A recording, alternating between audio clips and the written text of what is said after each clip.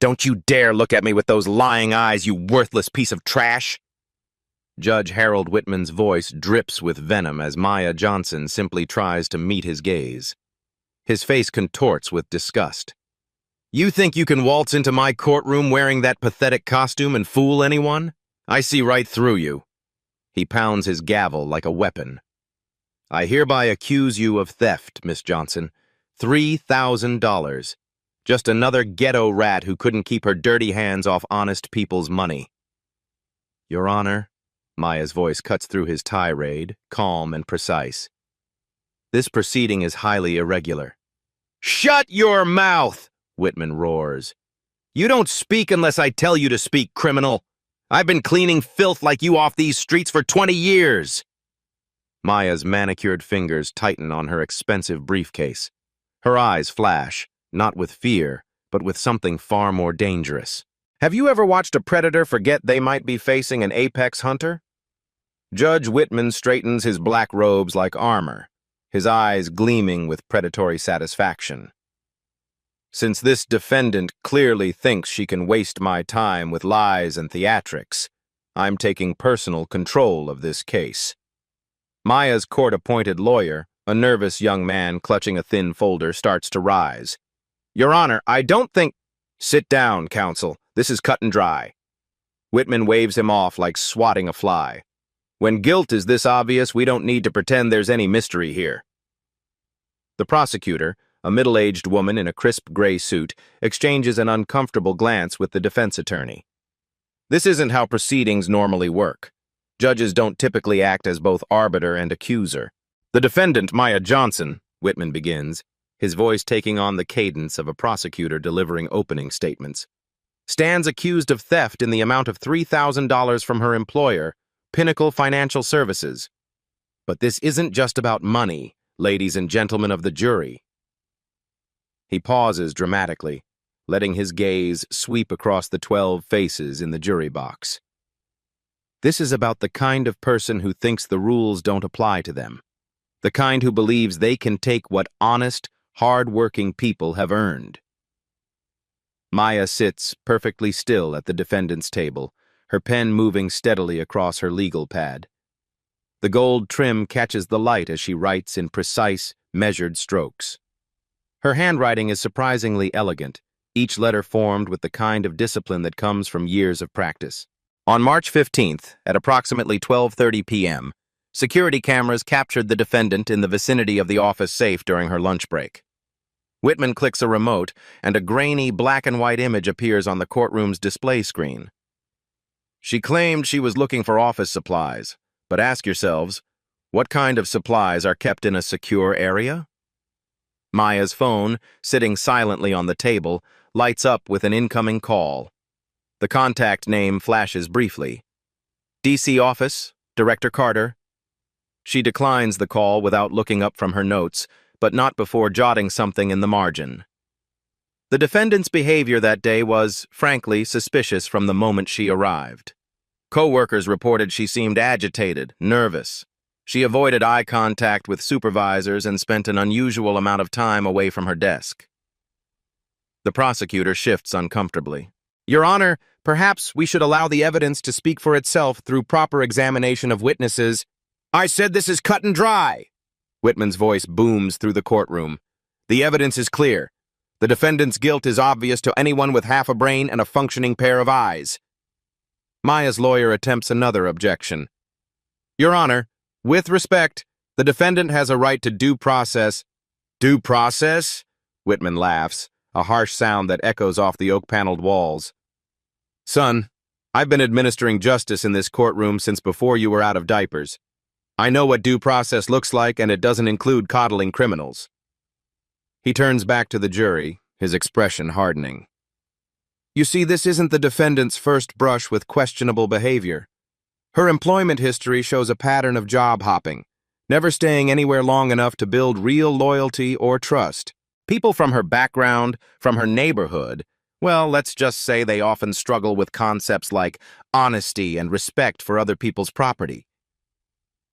A murmur ripples through the courtroom. Maya's pen stops moving for just a moment, then resumes its steady rhythm. She makes another note, this one longer, more detailed. The security footage shows the defendant approaching the safe area at exactly 12:32 p.m. She looks around nervously, checking to make sure no one is watching. Classic criminal behavior. The guilty always reveal themselves through their actions. Maya's phone buzzes again. This time it's a text from DOJ Ethics Division. She glances at it briefly, types a quick response, then returns to her notes. At 12:35, the defendant is seen manipulating something near the safe. She claims it was the supply cabinet, but the angle of the camera clearly shows her hands in the proximity of the combination lock. The defense attorney finally manages to speak up. Your Honor, the defendant was never given the combination to that safe. Irrelevant! Whitman slams his gavel. Criminals don't need permission to steal, counselor. That's what makes them criminals. Maya writes something else, her handwriting becoming more urgent. To anyone watching closely, it might look like she's taking notes on the judge's statements, but the words she's writing are different. Judicial misconduct, violation of Canon 3A4, appearance of impropriety. The missing $3,000 was discovered at the end of that same day. The defendant was the only employee with both access and opportunity. She fits the profile perfectly. Young, financially unstable, from a demographic that statistically shows higher rates of theft and deception.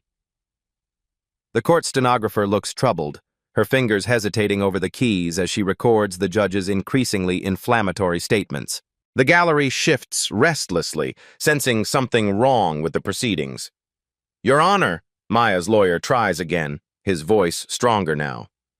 I must object to these characterizations. They're prejudicial and prejudice. Whitman's face reddens. What's prejudicial is having to waste taxpayer money on a case this obvious. The defendant took money that didn't belong to her. End of story. Maya's phone lights up once more. Assistant A.G. Miller, urgent. She declines the call but makes another note on her pad, this one underlined twice. Look at her. Whitman continues, gesturing toward Maya with obvious disgust. Sitting there in that cheap suit, trying to look respectable. But you can't hide what you are underneath. People like her think they can fool everyone with a costume and some acting, but I've seen it all before. The prosecutor finally stands. Your Honor, I believe we should proceed with proper witness examination. There's nothing to examine. The facts speak for themselves. The defendant is guilty of theft, guilty of lying to this court, and guilty of wasting our time with this charade. Maya continues writing, her expression serene despite the verbal assault. Her notes now fill multiple pages, each statement carefully documented with time-stamps and legal citations. Anyone looking closely might notice she's not just taking notes, she's building a case. This is my courtroom, Whitman declares, his voice rising to fill every corner of the space. My rules, my judgment, and I say this defendant is guilty as charged. The court clerk, a woman who's worked in this building for 15 years, stares at her hands, unable to meet anyone's eyes. She's never seen a judge conduct proceedings this way, and the wrongness of it settles in her stomach like a stone.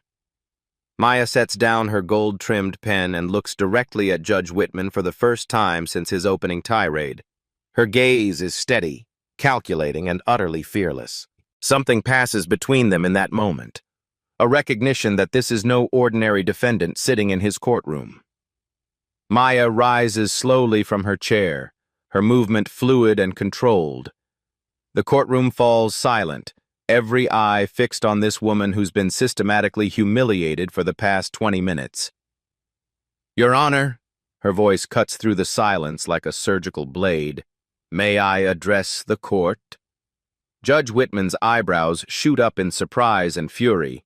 You may not. Defendants speak when I tell them to speak and not before. Maya doesn't sit down.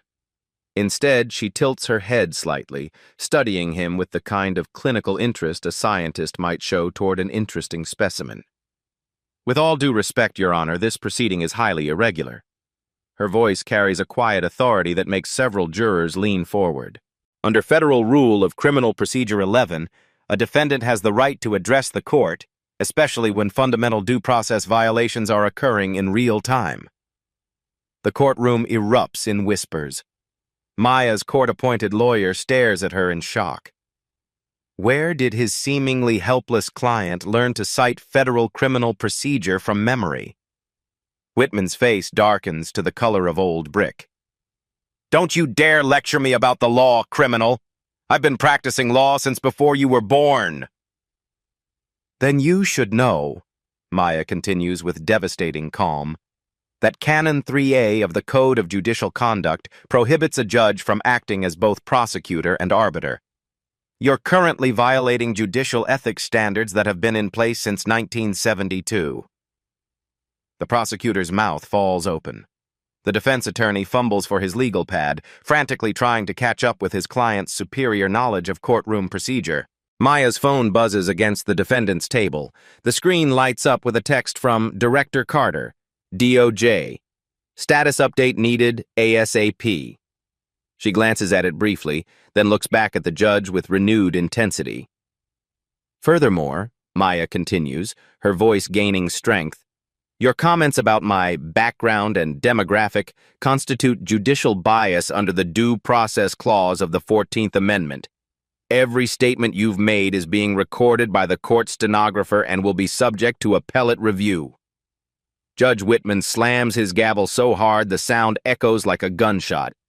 "Shut your mouth! You don't get to quote law at me in my own courtroom." "Actually," Maya says, pulling a small recording device from her briefcase and placing it on the table, "I believe accurate legal procedure is exactly what's needed here. This entire proceeding should be documented for review by appropriate federal authorities." The court clerk looks up sharply. "Federal authorities? Who is this defendant?" Maya's lawyer finally finds his voice. "Ms. Johnson, perhaps we should discuss—" "I appreciate your concern, counsel, but I've studied the system more extensively than you might imagine." Maya's smile is gentle, but her eyes are steel. "I spent yesterday working remotely on federal compliance review, which is why I can speak with some authority about proper judicial conduct." Judge Whitman's face has moved beyond red into purple territory. "Federal compliance? What kind of nonsense are you spouting now?" "The kind that comes from working with colleagues in Washington who monitor judicial behavior patterns." Maya's voice is conversational now, almost friendly. "They find cases like this particularly illuminating." Her phone lights up again. This time it's Chief Justice Office, Administrative. She declines the call but makes a note. "Documentation complete. Proceeding as planned."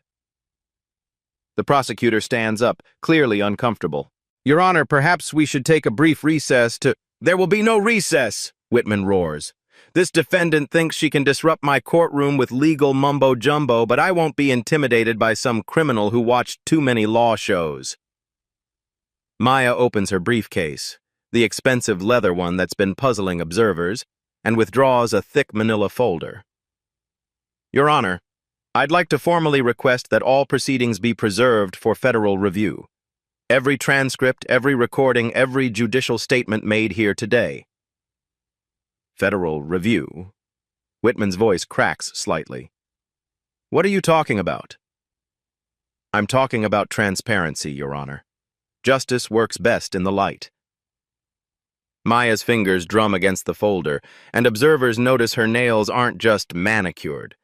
They're professionally done, the kind of maintenance that suggests significant disposable income. Some authorities in Washington take a very keen interest in patterns of judicial misconduct, especially when they involve civil rights violations. The defense attorney stares at his client with growing amazement. "Ms. Johnson, where did you learn to—" "I've had extensive experience with federal courtroom procedure," Maya interrupts smoothly. "More than most people might expect from someone in my current position." Her phone buzzes again. "Assistant A.G. Miller, ready for signal?" Maya glances at the message, then at Judge Whitman, who's beginning to look genuinely nervous for the first time. Your Honor, Maya continues, her voice carrying the kind of authority that comes from years of practice, I notice you haven't actually reviewed the evidence against me. You've simply assumed guilt based on circumstantial details and, frankly, apparent bias. Under Brady v. Maryland, I have the right to examine all evidence, including the chain of custody for that security footage you found so compelling. The courtroom is dead silent now. Even the court reporter has stopped typing, staring at this defendant who's systematically dismantling the judge's case with surgical precision. The footage you showed, Maya says, consulting her notes, lacks proper authentication under Federal Rule of Evidence 901. The timestamp appears inconsistent, and there's no documentation of who had access to the recording between the alleged incident and this trial. Judge Whitman's hands shake slightly as he grips his gavel. You can't just... This is highly unusual. What's unusual, Your Honor, is a sitting judge predetermining guilt before hearing evidence. What's unusual is the complete abandonment of due process in favor of personal bias. Maya's voice rises slightly, and for the first time, there's a hint of steel beneath the silk. But don't worry. Everything that's happened here today is being very carefully documented. She taps the folder in front of her. Some investigations require patience, Your Honor. Some patterns only become clear after sufficient documentation. The judge stares at her, and something like fear flickers across his face. Who is this woman? How does a theft defendant know more about federal criminal procedure than most lawyers? Maya sits back down, her expensive briefcase at her side, her recording device still running. I believe we should proceed with the evidence presentation now, Your Honor. Unless, of course, you'd prefer to take that recess after all. The modest apartment door clicks shut behind Maya, and for the first time all day, her shoulders relax slightly.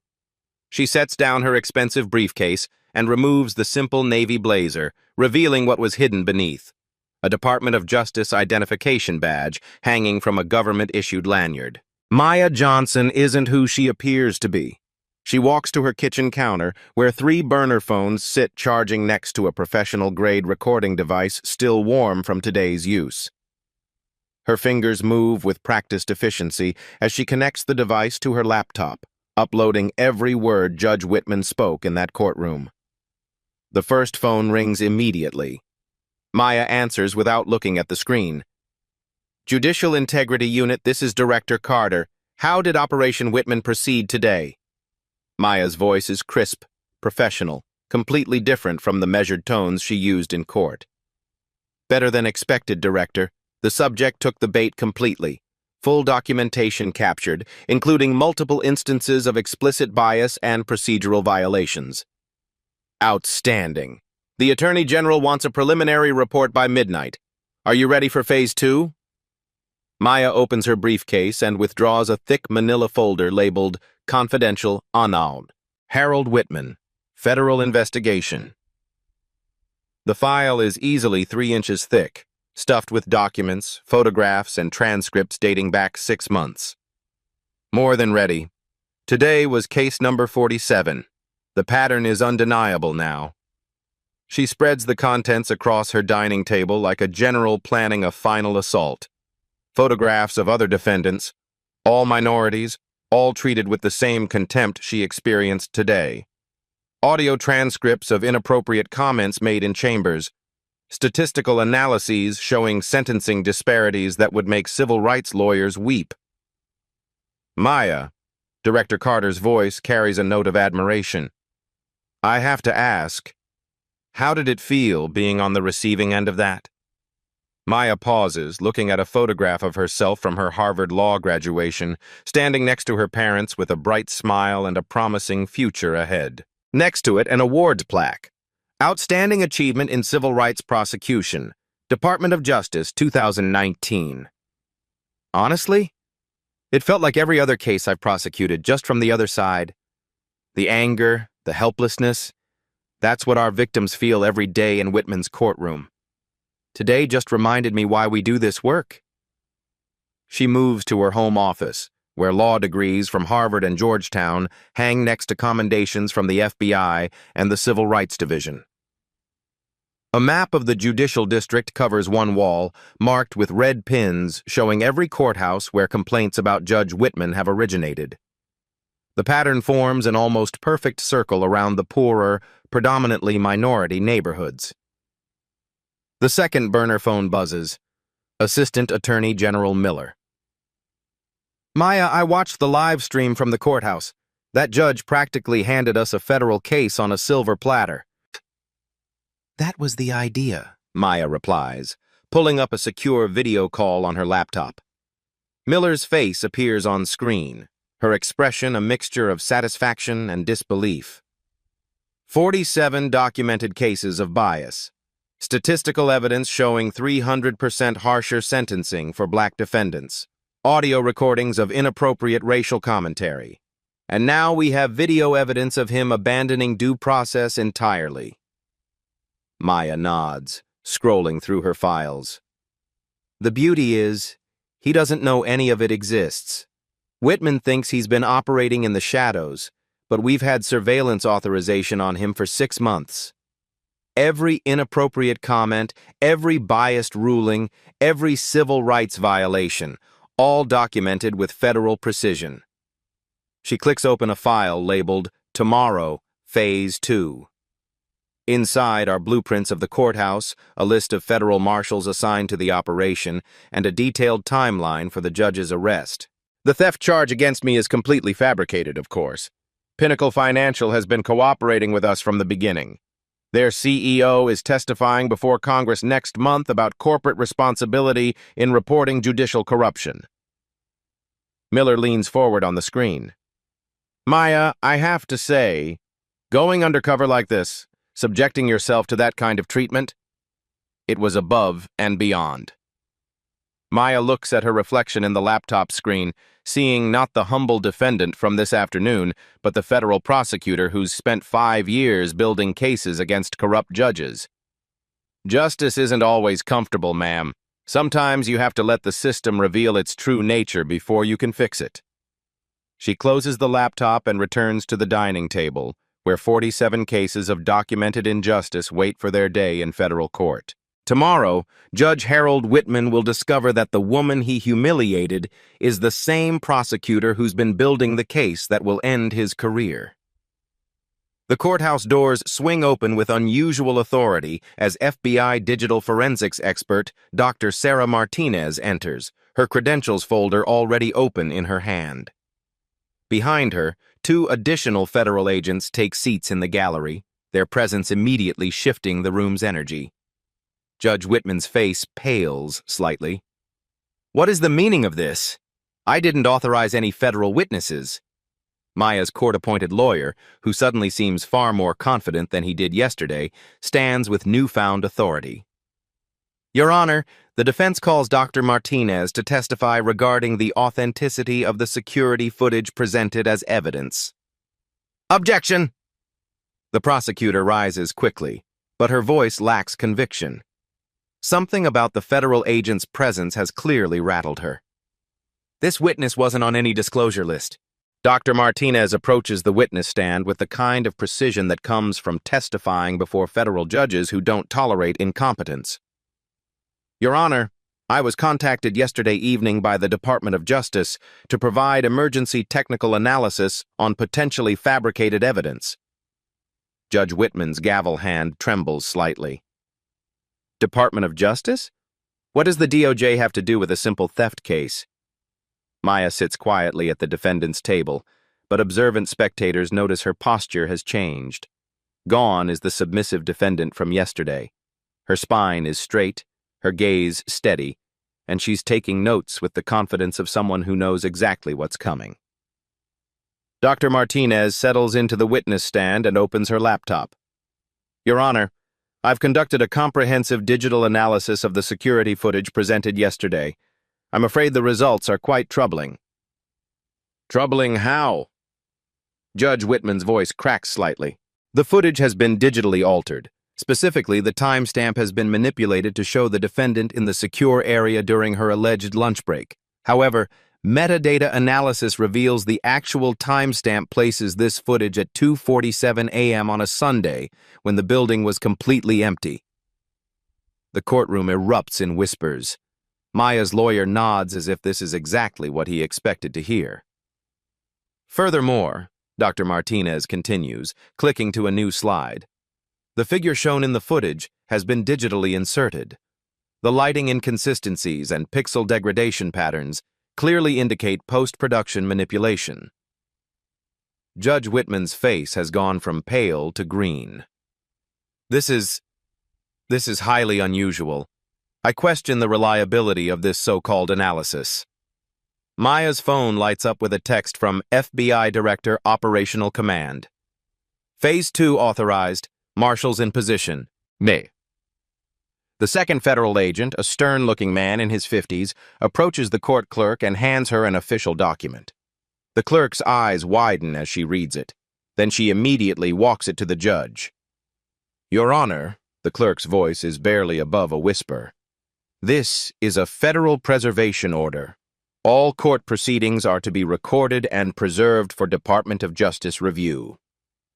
Dr. Martinez continues her testimony, oblivious to the drama unfolding at the bench. Additionally, I've cross-referenced the defendant's location during the time period in question. According to federal building access logs, Ms. Johnson was actually at Department of Justice headquarters in Washington, D.C. at the exact time this alleged theft occurred. Maya's lawyer produces a manila folder thick with official documents. Your Honor, I'd like to present Defense Exhibit A, Federal Building Access Logs from DOJ headquarters, showing Ms. Johnson badged into the building at 11:47 a.m. and badged out at 4:23 p.m. on the day in question. Judge Whitman stares at the documents as if they might bite him. DOJ headquarters? Why would the defendant be at... Furthermore, Maya's lawyer continues, his confidence growing with each revelation, I present Defense Exhibit B, bank records showing Ms. Johnson's federal salary deposits. Her government income exceeds the allegedly stolen amount by a factor of 15. The prosecutor looks like she wants to crawl under her table. Your Honor, we weren't aware of any federal employment. Maya finally speaks, her voice cutting through the confusion with surgical precision. That's because you didn't bother to investigate. You simply assumed guilt based on appearance and proceeded accordingly. Judge Whitman slams his gavel, but the sound lacks its earlier authority. The defendant will not speak out of turn. Actually, Maya's lawyer says, consulting what appears to be a very official-looking document, my client has every right to speak, especially given that she's been working remotely on federal judicial oversight assignments. Dr. Martinez pulls up another slide. I should also mention that during my analysis, I discovered this isn't the first time security footage in cases before this court has been questionable.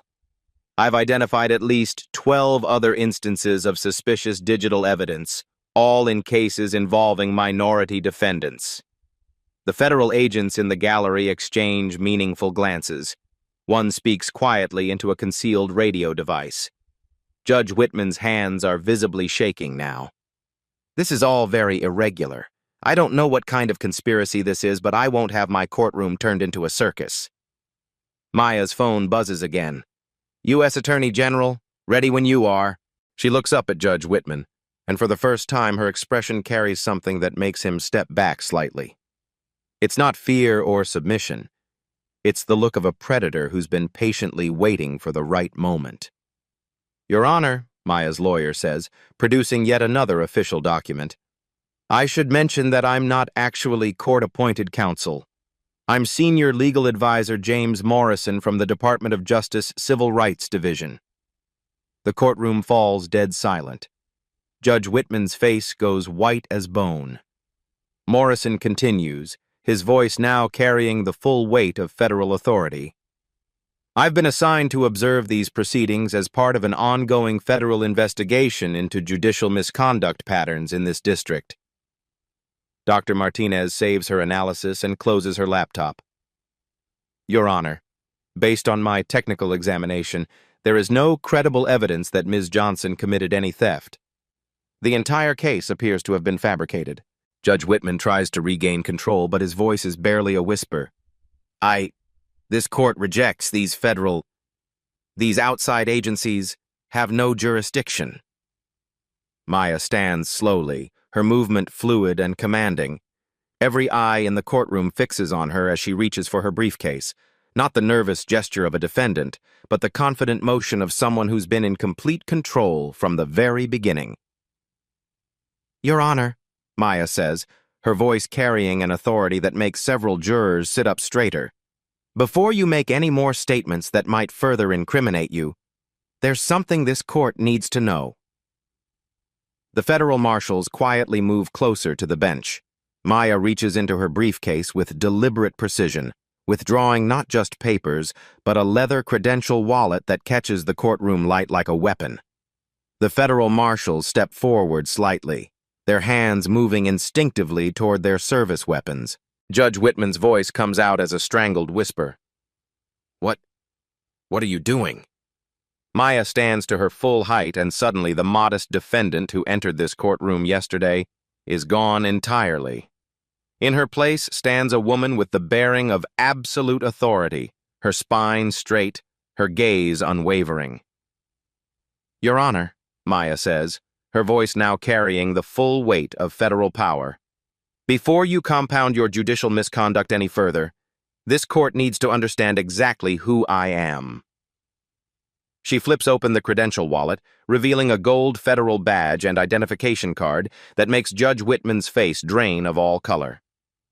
"I am Senior Federal Prosecutor Maya Elizabeth Johnson, United States Department of Justice, Civil Rights Division."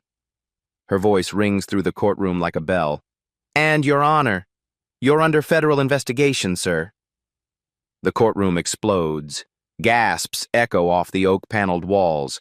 Jurors crane their necks to see better. The court stenographer's hands freeze over her keyboard. Judge Whitman's mouth opens and closes like a fish drowning in air. You're what?" Maya steps forward, no longer the humble defendant, but a federal prosecutor delivering the most satisfying case of her career. "For the past 6 months, I've been conducting an undercover investigation into your systematic pattern of judicial misconduct, civil rights violations, and abuse of power." She produces the thick manila folder, spreading documents across the defendant's table like an attorney presenting overwhelming evidence. "This theft case? Completely fabricated. Pinnacle Financial has been cooperating with the federal government since day one. There was no crime, Your Honor. There was only bait." Whitman's hands clutch the bench so tightly his knuckles turn white. "This is impossible. You can't. Federal prosecutors don't what? Don't go undercover to catch corrupt judges who think they're above the law?" Maya's smile is sharp as a blade. "Your Honor, you've just spent 2 days demonstrating exactly why this investigation was necessary." The federal marshals move into position behind the judge's bench as Maya continues her devastating revelation. "Every word you've spoken, every biased ruling you've made, every racist comment you've delivered from that bench, all of it recorded, documented, and preserved for federal prosecution." Maya's voice grows stronger with each syllable. "Did you really think you could abuse your authority indefinitely without consequences?" Judge Whitman tries to pound his gavel, but his hands are shaking so violently he can barely grip it. "This is entrapment. This is illegal. You can't—" "What's illegal, Your Honor, is a federal judge abandoning due process to persecute defendants based on their race." Maya's voice cuts through his protests like a sword. "What's illegal is using your position to systematically deny civil rights to minority defendants." She pulls out a tablet, swiping to a video compilation that begins playing on the courtroom's display screen. It shows Whitman in 47 different cases, each one demonstrating the same pattern of bias, the same contemptuous language, the same abuse of power. 47 documented cases, Your Honor. 47 times you used that gavel as a weapon against people you considered beneath you. The video shows him dismissing black defendants without hearing evidence, making racist comments about their kind, and systematically handing down harsher sentences based purely on skin color. Whitman's face has gone from white to gray, his breathing shallow and rapid. You tricked me. This isn't fair. Maya's laugh is cold as winter. Fair? Your Honor, you've spent 20 years denying fairness to defendants who had no voice, no power, no way to fight back. Today, you discovered what happens when your victim fights back. The lead federal marshal steps forward, his voice carrying official authority. The Honorable Harold Whitman, by order of the United States Department of Justice, you are hereby removed from this bench pending federal criminal charges. Maya walks closer to the bench, looking up at the man who spent yesterday treating her like garbage. You said you could spot a criminal from across the room, Your Honor. You were right. You were looking at one every morning in the mirror. Federal marshals move to escort positions as Maya delivers her final words to the corrupt judge. Justice doesn't discriminate, Your Honor, but you do. And now you'll answer to federal law for every single violation. Judge Whitman slumps in his chair, the weight of 20 years of corruption finally crushing down on him. Maya moves behind the prosecution table with the fluid confidence of someone who's argued cases before the Supreme Court. Judge Whitman, now stripped of his authority and seated where defendants usually sit, looks small and pathetic in his wrinkled robes. Mr. Whitman, Maya begins, her voice carrying the kind of prosecutorial authority that's convicted dozens of corrupt officials. You are no longer entitled to the honorific, Your Honor. That title requires honor. The acting federal judge, who's replaced Whitman, nods approvingly from the bench. Federal proceedings don't tolerate the kind of misconduct that just transpired. Maya approaches the evidence table, where she's arranged her 47 case files in neat stacks. Mr. Whitman, do you recognize this defendant? She holds up a photograph of Maria Santos, a young Latina woman who appeared before Whitman 6 months ago. Whitman's voice is barely a whisper. I see many defendants. Ms. Santos was charged with shoplifting items worth $12. You sentenced her to 60 days in jail and a $1,000 fine. Maya's voice sharpens like a blade. The average sentence for first-time shoplifting in this district is community service. Can you explain the discrepancy? Every case is different. Maya pulls out another file. What about James Washington, first-time marijuana possession? You gave him 6 months. The state guidelines recommend probation for first offenders. She moves closer to Whitman, her presence now overwhelming him completely. Or Angela Rodriguez, driving with an expired license? You revoked her car, her only means of getting to work to support her 3 children. Whitman tries to maintain some dignity. I was within my judicial discretion. Judicial discretion? Maya's laugh is ice cold. Let's talk about discretion, Mr. Whitman. She activates the courtroom's display screen, showing a statistical analysis that makes several federal observers lean forward with interest. This chart shows sentencing patterns in your courtroom over the past 5 years. Black defendants received sentences averaging 312% longer than white defendants for identical crimes. Hispanic defendants received sentences 247% longer. The numbers hit the courtroom like physical blows. Federal investigators scribble notes furiously. Maya pulls out a thick folder. These are transcripts of your comments in chambers, Mr. Whitman. Would you like me to read them aloud? Whitman's face goes ashen. Those were private conversations. Private conversations where you referred to black defendants as animals and Hispanic defendants as illegals regardless of their citizenship status? Maya's voice rises with righteous fury. Private conversations where you laughed about sending minorities to jail to clean up the neighborhood? She approaches the bench, addressing the federal judge. Your Honor, I'd like it to present Federal Exhibit 27A, audio recordings of the defendant's chamber's conversations, obtained through federal court-authorized surveillance. Whitman's voice cracks. You recorded me? We recorded a federal judge committing civil rights violations, yes. Maya's smile is predatory. Just like you recorded your own confession yesterday when you abandoned all pretense of justice to prosecute me based purely on racial bias. Maya pulls out another stack of documents.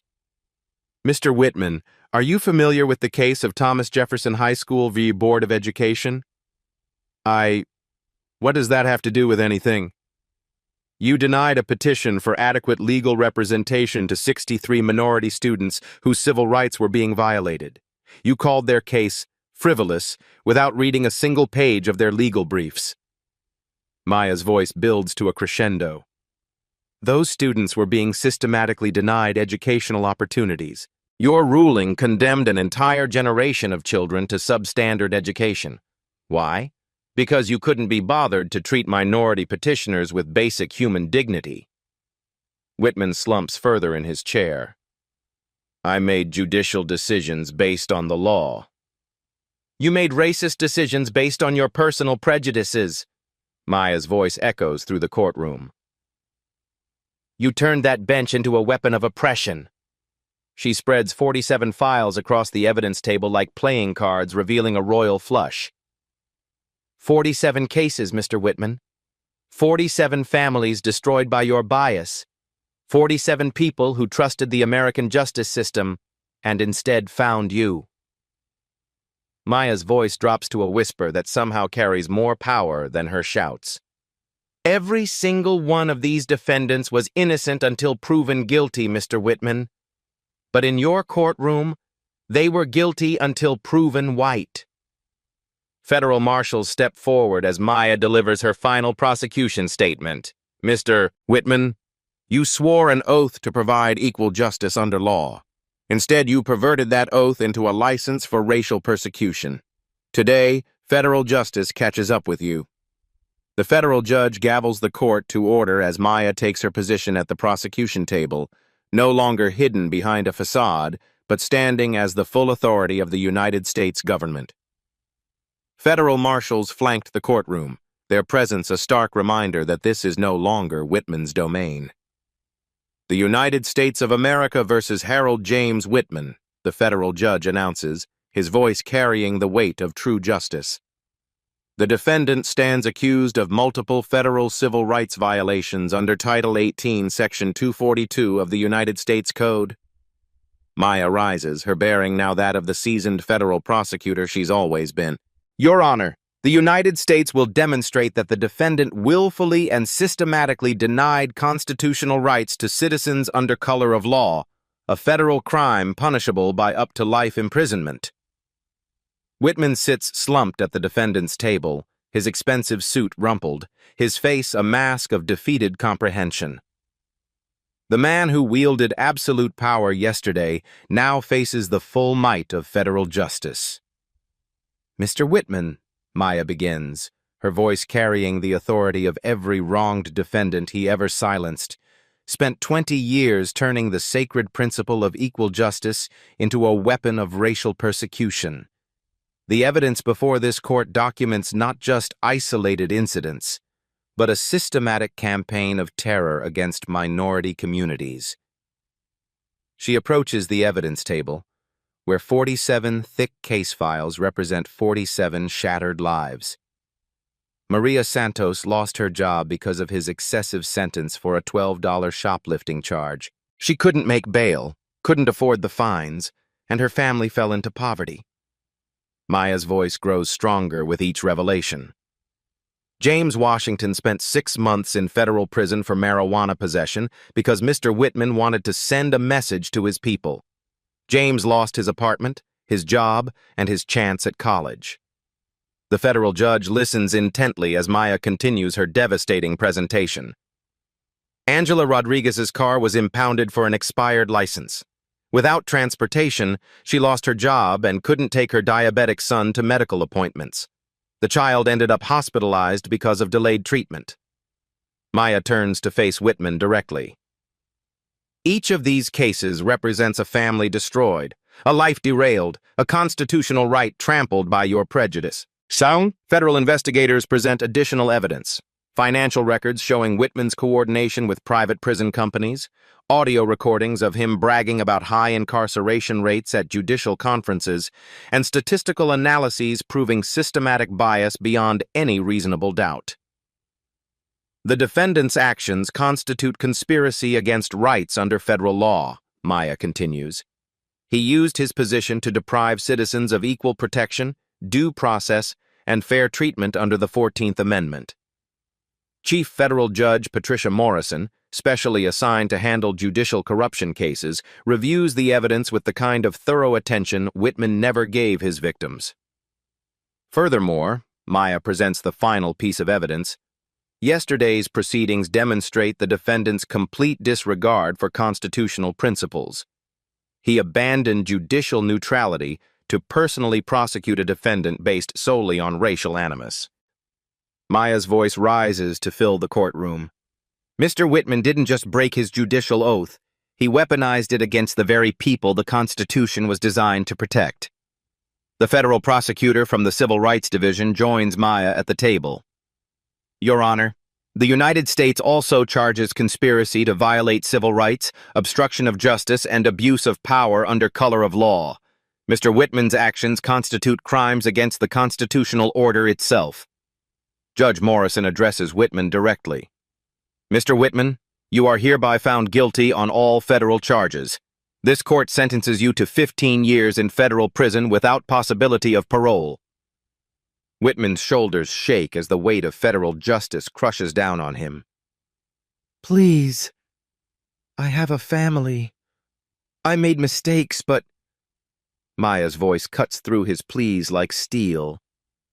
Every defendant you destroyed had a family too, Mr. Whitman. You showed them no mercy. Federal law shows you the justice they deserved. Federal marshals move forward as Judge Morrison continues. Furthermore, all cases tried in Mr. Whitman's courtroom over the past 5 years will undergo mandatory federal review. Any conviction tainted by bias will be overturned immediately. Maya delivers the final blow. Mr. Whitman, 127 wrongful convictions are being vacated today. 127 people are getting their lives back because federal justice doesn't discriminate.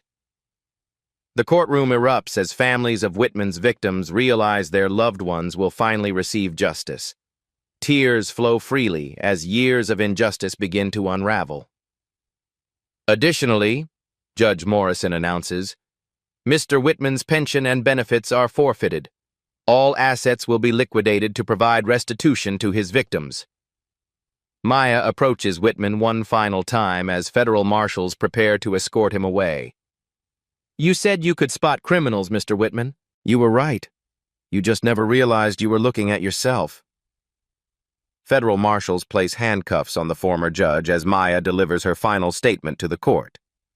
Your Honor, this investigation has revealed systemic corruption requiring federal oversight of this entire judicial district.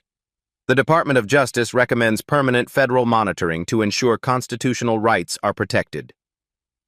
As Whitman is led away in handcuffs, Maya stands victorious, not just for herself, but for every defendant who suffered under his corrupt regime. Federal justice has prevailed, and the constitutional promise of equal treatment under law has been restored. The gavel falls with the sound of true justice finally served. 6 months later, Harold Whitman sits in a federal prison cell, his judicial robes replaced by orange jumpsuit, his gavel traded for a plastic spoon. The man who once wielded absolute power now stands in line for prison meals, his pension stripped, his legacy destroyed, his name synonymous with judicial corruption. Maya Johnson stands before a joint session of Congress, her federal prosecutor's badge gleaming under the chamber lights. Senators, representatives, today I can report that federal oversight has successfully dismantled a 20-year pattern of judicial corruption that denied constitutional rights to thousands of Americans. The transformation is complete. The humble defendant who entered Whitman's courtroom has become the face of judicial reform, her undercover operation now taught in law schools as a masterclass in federal investigation. 127 wrongful convictions have been overturned, Maya continues, her voice carrying to every corner of the chamber. Families torn apart by bias have been reunited. Justice denied has become justice delivered. In courthouses across the district, new protocols monitor every sentence, every ruling, every judicial decision for signs of bias. Federal observers sit in galleries, ensuring that constitutional rights are protected, that equal justice under law isn't just a motto carved in marble. Maya's promotion to Director of Federal Judicial Integrity represents more than career advancement. It's validation that courage and truth can topple even the most entrenched corruption. At the Maya Johnson Foundation for Legal Justice, young law students from underrepresented communities receive scholarships, mentorship, and training in civil rights prosecution. Maya herself teaches a weekly seminar, "When the System Fails: Federal Solutions to Local Corruption." Remember, Maya tells her students, her voice carrying the same quiet authority that once intimidated a corrupt judge. Justice isn't passive. It requires action, courage, and sometimes sacrifice. But when you fight for what's right, you're never fighting alone. Maria Santos now works as a paralegal, her wrongful conviction expunged, her life rebuilt with federal assistance. James Washington graduated law school on a foundation scholarship, preparing to become the civil rights attorney his community needs. Angela Rodriguez owns her own business, the criminal record that once defined her future erased by federal justice. Their stories, once buried under judicial bias, now inspire a new generation of legal advocates who understand that the Constitution's promises must be actively defended. Maya's final case summary sits framed in her DOJ office. Operation Whitman, 47 documented violations, 127 convictions overturned, 1 corrupt judge imprisoned, 1 judicial district reformed, countless lives restored. But the real victory isn't measured in statistics. It's measured in restored faith that justice can prevail when brave people refuse to accept injustice as inevitable. This story proves that federal oversight can stop judicial corruption when courageous prosecutors take action. Every badge, every oath, every position of power carries the responsibility to protect constitutional rights, not abuse them. Have you witnessed judicial bias that needs federal investigation? Share this story to show others that even judges answer to federal law.